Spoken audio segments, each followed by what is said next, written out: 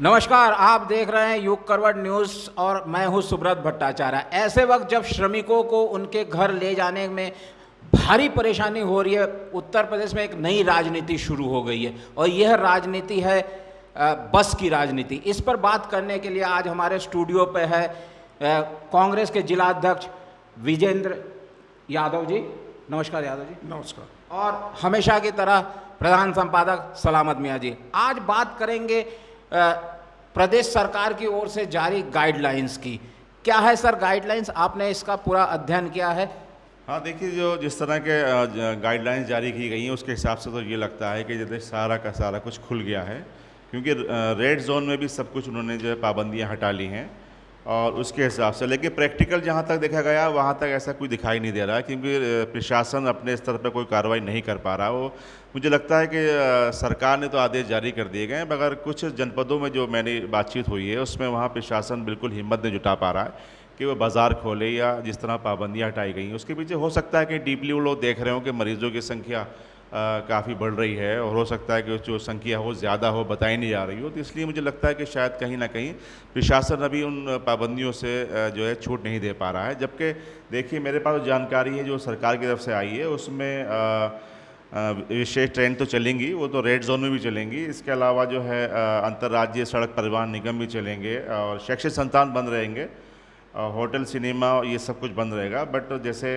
बताया गया, शराब, सिगरेट की दुकानें, मसाला, गुटखे, ये सब खुलने की हैगी। ऑटो टैक्सी चलेगी 1+1, दोपहिया वाहन चलेंगे 1+2 चलेंगे दोपहिया, और इससे और भी सब कुछ चलेगा। स्टेडियम, स्पोर्ट्स कम्प्लेक्स खुलेंगे और इसके अलावा जो है बसें चलेंगी ज़िले में और शहरी उद्योग चलेंगे और शहरी क्षेत्र में तमाम एकल दुकानें भी खुलेंगी। ई कॉमर्स की ज़रूरी वस्तुएं भी होंगी, घरेलू सहायक भी जो है आ पाएंगे। मतलब सब कुछ जो है, कोरियर और पोस्टल भी चालू हो जाएगा।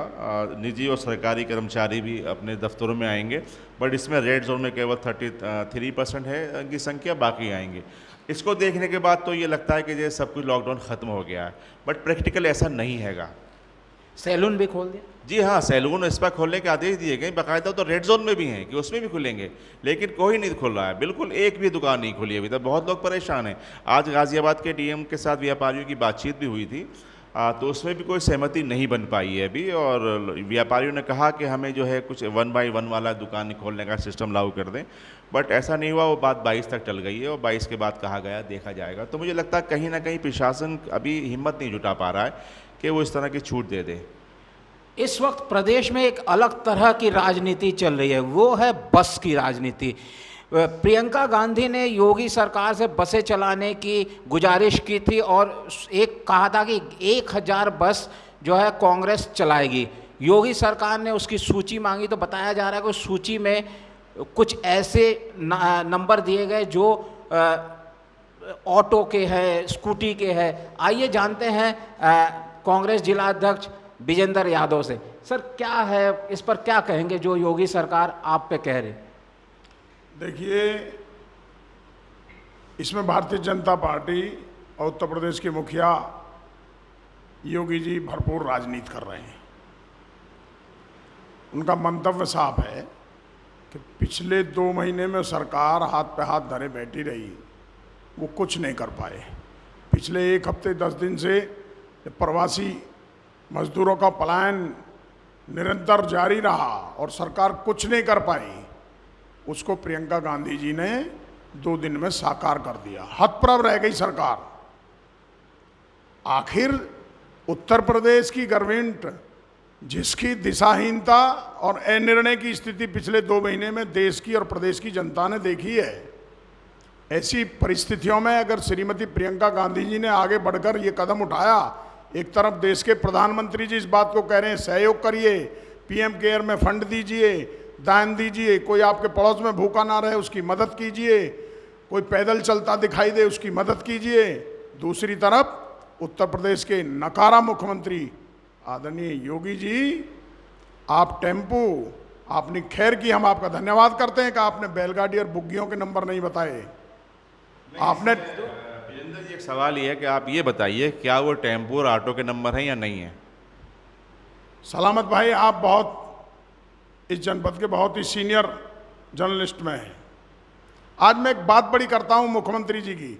मुख्यमंत्री जी, अगर वो टेम्पू और मोटरसाइकिल के ही नंबर हैं, अगर आपके कहे अनुसार मैं मान भी लूं, तो बॉर्डर पे तो 1000 बस हर टीवी चैनल ने दिखा दिए हैं।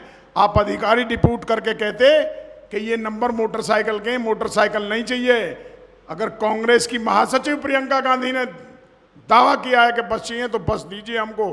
कांग्रेस अगर बस ना दे पाती तब आप सवाल उठाते। आपके प्रदेश में आपकी आंखों के सामने डग्गा मार होती है, ट्रक डग्गा मारी में चलता है, बस डग्गा मारी में चलती है, टैक्सी चलती है, लेकिन आप श्रमिकों के लिए आप प्रियंका गांधी की दी हुई बसों में वेरिफिकेशन मांगेंगे, आप फिटनेस मांगेंगे। आप मेरे सवाल का जवाब यही है, इसके मायने आपने दे दिया कि डग्गा मार बसें थी, वो फर्जी नंबर थे क्या?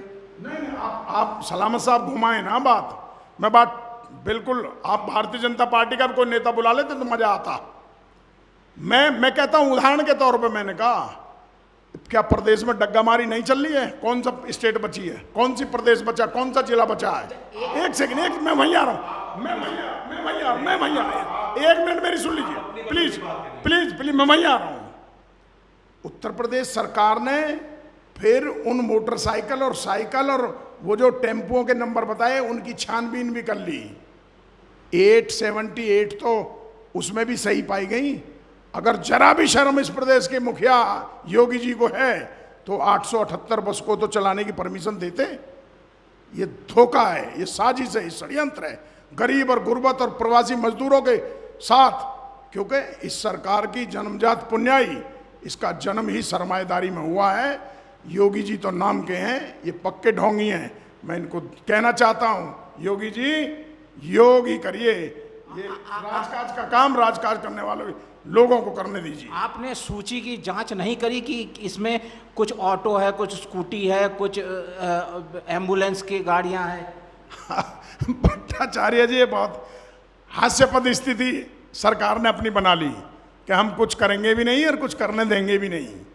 आपने अभी एक बात कही थी कि शायद आपका बयान है कि अब ये ड्राइवर्स और कंडक्टर्स के गोत्र भी मांगेंगे। मैंने कल कहा था अगर 1000% प्योरिटी, पहले तो वो 100% प्योर है, सरकार है पाखंडियों की, षड्यंत्रकारियों की, साजिशकर्ताओं की सरकार है, झूठ की बुनियाद पर बनी है। ये कुछ भी कह सकते हैं और कुछ भी कर सकते हैं।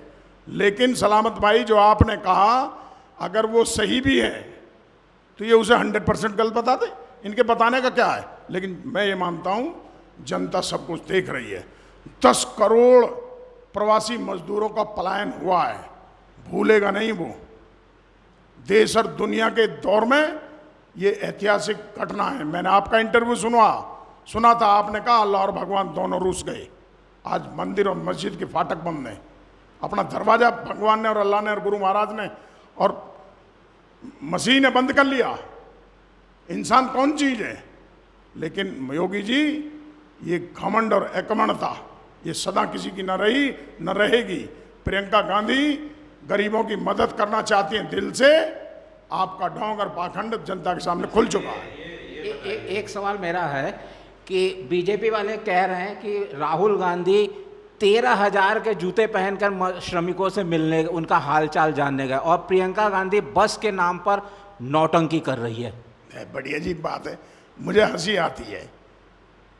काश मैं किसी बड़े स्तर पे बोलता तो मैं पूछ लेता, राहुल गांधी के 13,000 के जूते चुभ गए। भारतीय जनता पार्टी के प्रधानमंत्री मोदी जी, आपका 10 लाख रुपए का सूट नहीं चुभा भारतीय जनता पार्टी के अंधभक्तों को। आप प्रियंका गांधी पे सवाल उठाते हैं। भारतीय जनता पार्टी के लोग स्मृति ईरानी जी को भूल गए? उनके फैशन पे कितना खर्चा होता है? ये बताइए, जब लॉकडाउन चल रहा था, जब प्रियंका गांधी जी ने प्रयास किया और इन्होंने जैसे अभी मजदूरों के लिए 40 दिन से तो कांग्रेसी भी कहीं दिखाई नहीं दी, किसी गरीब के साथ खड़े हुए, कहीं राशन बांटते हुए हमें, या किसी के। आप लोग कहाँ थे? आप लोग किस जगह थे ये बताइए। आप हमें 40 दिन से आप कहाँ थे? सलामत भाई, आपका बहुत अच्छा सवाल है और मुझे इस सवाल से बड़ा आत्मबल मिला, और वो इसलिए कि हमारी बुनियाद सच की बुनियाद है। देश आज़ादी से लेकर आज तक, लॉकडाउन तक। मेरे पास ये मोबाइल है सलामत भाई, आपके इस कक्ष में एक पर डे 26 मार्च से एक एक दिन का रिकॉर्ड दिखा के जाऊंगा जिस दिन हमने राशन, खाना, पानी, बिस्किट, भोजन, चाय गरीबों में ना बांटी हो।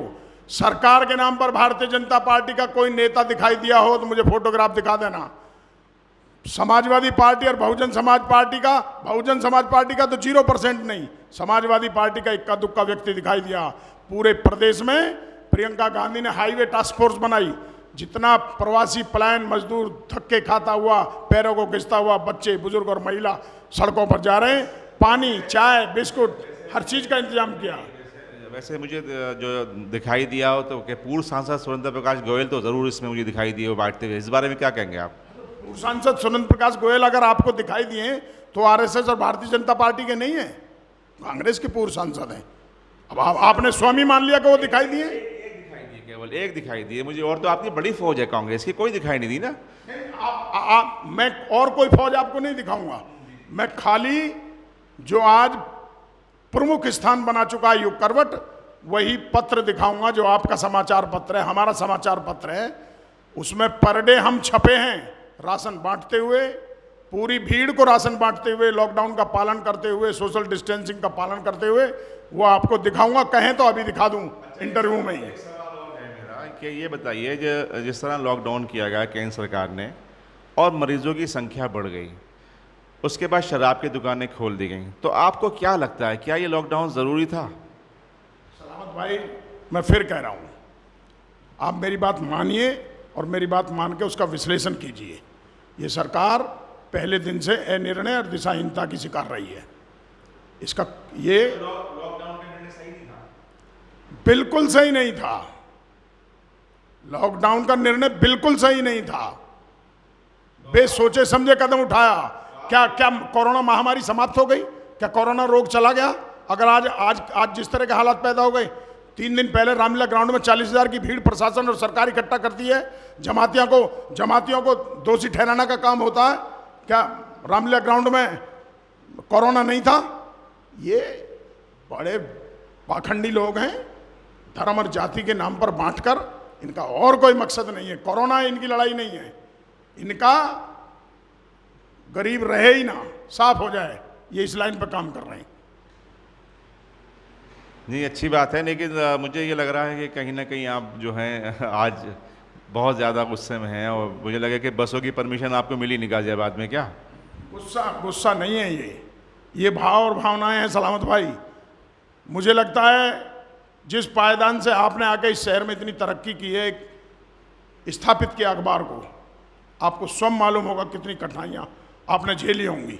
इसी तरह प्रवासी मजदूर जो देश के निर्माण में योगदान जिसने दिया, जिसके योगदान से देश बना है, वो आज 1000 किलोमीटर, 2000 किलोमीटर, 3000 किलोमीटर अगर 5 साल का, 6 साल का, 2 साल का, 6 महीने का बच्चा अपनी छाती से लगाकर माँ पैदल जाती है तो उसको पता है कि दर्द कितना भारी है। लेकिन ये सरकार हाथ पे हाथ धरे बैठी रही, इसके लिए वो संवेदना नहीं है।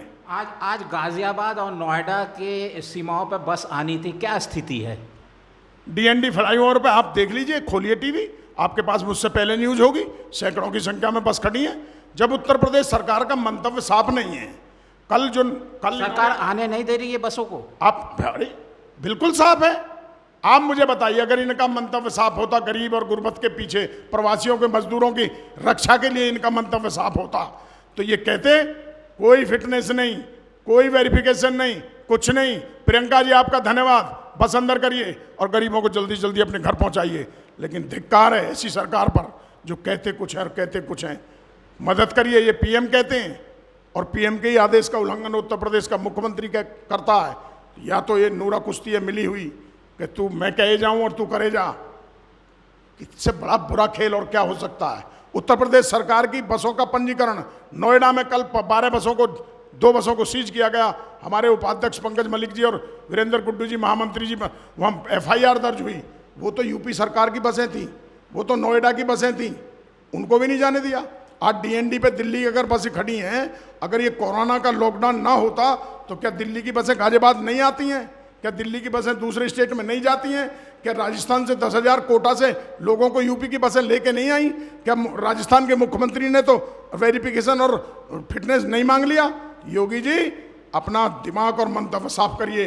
आने वाले दिनों में जनता जवाब देगी, ये गरीब आपको जवाब देगा। जी हाँ, ये थे कांग्रेस जिलाध्यक्ष विजेंद्र यादव। ऐसा लगता है कि योगी सरकार द्वारा बसों की इजाज़त नहीं देने से थोड़ा सा इनका तेवर गर्म है। जाहिर है कि देखिए अब इस समय ये बड़ा इशू बन गया है बसों का, और क्योंकि कांग्रेसी बड़े शांत बैठे थे, विपक्ष का मुद्दा नहीं था, आपको बसों का मुद्दा अच्छा मिल गया लगता है मुझे। और मुझे लगता है कि 2022 में भी इसको मुद्दा बनाएंगे क्या? सलामत भाई, थोड़ी बात की गंभीरता को समझने का प्रयास किए। आप बड़े सीनियर पत्रकार हैं।